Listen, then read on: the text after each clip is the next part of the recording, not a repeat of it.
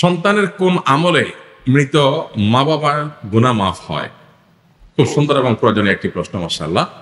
সন্তানের কোন কোন আমলে মা বাবার উপকার হয়?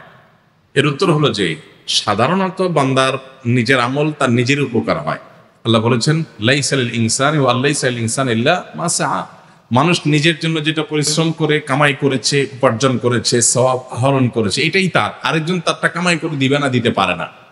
এটা হলো সাধারণ কথা। কিন্তু মা বাবার ক্ষেত্রে সন্তানের কিছু কিছু আমলের প্রভাব মা বাবার মৃত্যুর পরও তাদের উপর পড়ে। তার ভিতরে প্রধানতম আমল হলো সন্তান নিজে যদি ভালো কাজ করে এবং পাশাপাশি বাবা মার জন্য দোয়া করে, এইটা বাবা মার জন্য অনেক বেশি উপকার হয়। নিজে ভালো কাজ করে, 5 ওয়াক্ত নামাজ পড়ে, হারাম হালাল মেনটেন করে চলে, হ্যাঁ, মানুষের অধিকার উপরে সচেতন থাকে, নিজে ভালো মানুষ হওয়ার পাশাপাশি মা বাবার জন্য দোয়া করে, এটা মা বাবার জন্য অনেক উপকার আসে। আমরা সে হাদিস অনেকেই শুনেছি বারবার। নবী সাল্লাল্লাহু আলাইহি ওয়াসাল্লাম বলেছেন, ইযা মাতাল ইনসানু ইনকাতা আনহু আমালুহু, মানুষ যখন মারা যায় তার আমলের ধারা তার থেকে বিচ্ছিন্ন হয়ে যায়। ইল্লা আন সালাস, তবে 3টা আমলের ধারা মানুষের মৃত্যুর পরও বন্ধ হয় না।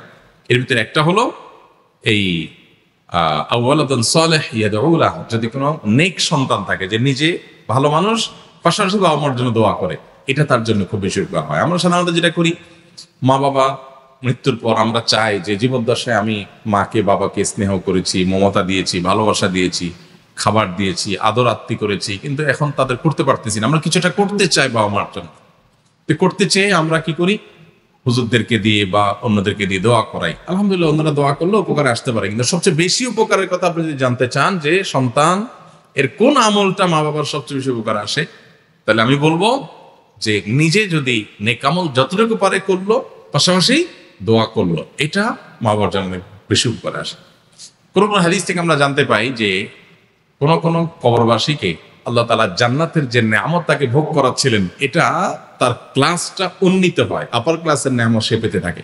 তখন আল্লাহর কাছে সে বলে, আল্লাহ, আমার তো মৃত্যু হয়ে গেছে, আমি দুনিয়া থেকে চলে আসছি, আমল করে নিজের মর্যাদা বৃদ্ধি করার অপশন তো আমার বন্ধ হয়ে গেছে, তাহলে এখন আমি আমার এই মর্যাদা বৃদ্ধি যে দেখতে পাচ্ছি, এটা কিসের কারণে, কোত্থেকে হলো? আমার তো কোনো আমল নতুন করে প্লাস করার সুযোগ নেই, তাহলে মর্যাদা বৃদ্ধিটা কিভাবে হলো? তখন তাকে বলা হবে আল্লাহর তরফ থেকে যে তোমার সন্তান দুনিয়াতে যে রেখে আসছো, নেক সন্তান, নামাজি, কালামি, হালাল হারাম মেনটেনকারী ভালো সন্তান, সেই সন্তান তোমার জন্য দোয়া করেছে, এই দোয়ার বিনিময়ে তোমার ক্লাস উন্নীত করা হয়েছে।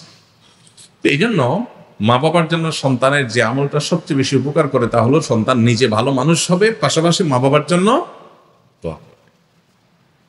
আর দ্বিতীয়ত, মা বাবার হয়ে দান সাদাকা করা, গরিব দুঃখীকে দান সাদাকা, যে আল্লাহ এটার সবটা আমার মা বাবার জন্য আমি দিলাম, তার তরফ থেকে হালাল উপার্জন থেকে দান সাদাকা করবেন।